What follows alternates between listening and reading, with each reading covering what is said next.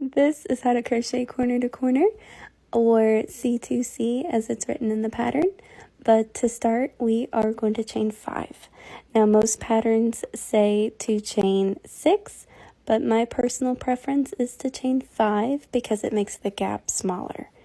Now I'm going to add my first double crochet into the third chain from the hook, and then I'll add my second double crochet into the next chain, and then my last double crochet into the last chain. At the end of row 1, we are going to have 3 double crochet plus a chain 2 for our first block, and we are going to work our rows diagonally from here on out. So for row 2, we're going to chain 5.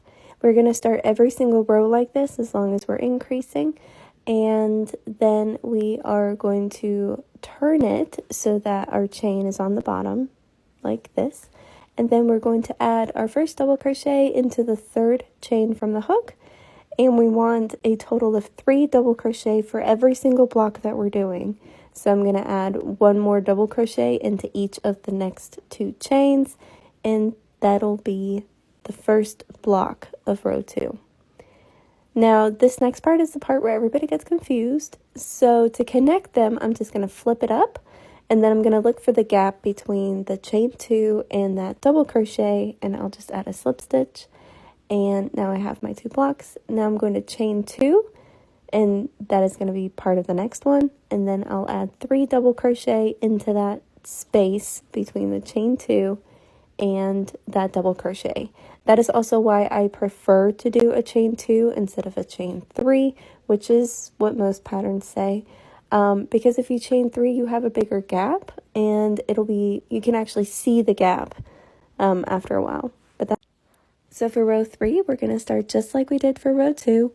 We are going to chain 5, and then we're going to add our 3 double crochet, and we're going to do this for every single row until we're done increasing.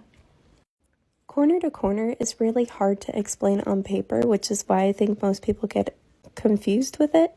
But I think once you see it done close up like this, it's a lot easier to visualize. But the most important thing to keep in mind is that every single block is going to have a chain 2 and 3 double crochet. So the chain 2 is going to be where you're going to work your next block around. So all that's going to show up is the 3 double crochets. And technically that is why the patterns always say to do 3 chains, because you're supposed to have 1 chain per double crochet. But my chains are a little bit looser, and to me 2 chains is just as good.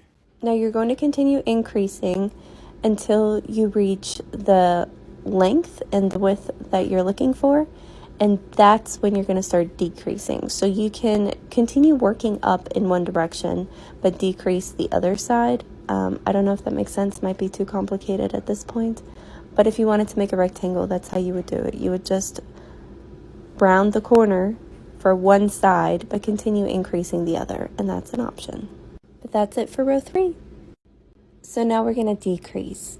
I'm going to turn my work, and then I'm going to add a slip stitch into the second stitch, and then I'm going to add my next slip stitch into the next stitch, and then I'll add my third slip stitch into the space between the chain 2 and the double crochet.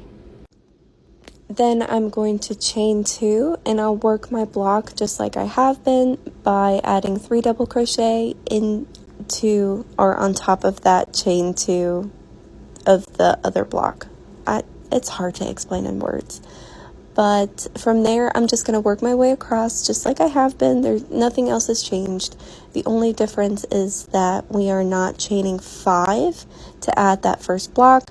We're just going to slip stitch our way to the along the side. Now to keep it simple, I'm not doing a rectangle here. I'm just going to go ahead and finish this row the way you need to make a square. But if you wanted to make a rectangle, you would just continue adding blocks to one side while continuously decreasing the other side. Now here, I'm not going to add a slip stitch into the chain 2. I'm just going to add it on top of that last double crochet, and that's going to help even it out. For my last block, I'm going to continue decreasing. I'm just going to turn and then add a slip stitch into the second stitch and add a slip stitch into the next stitch, if I can get it through. There we go. And then add a slip stitch into the space between the chain 2 and the double crochet right here. And then I'm going to turn it and add my 2 double crochet and then my 3 double crochet on top of the chain 2.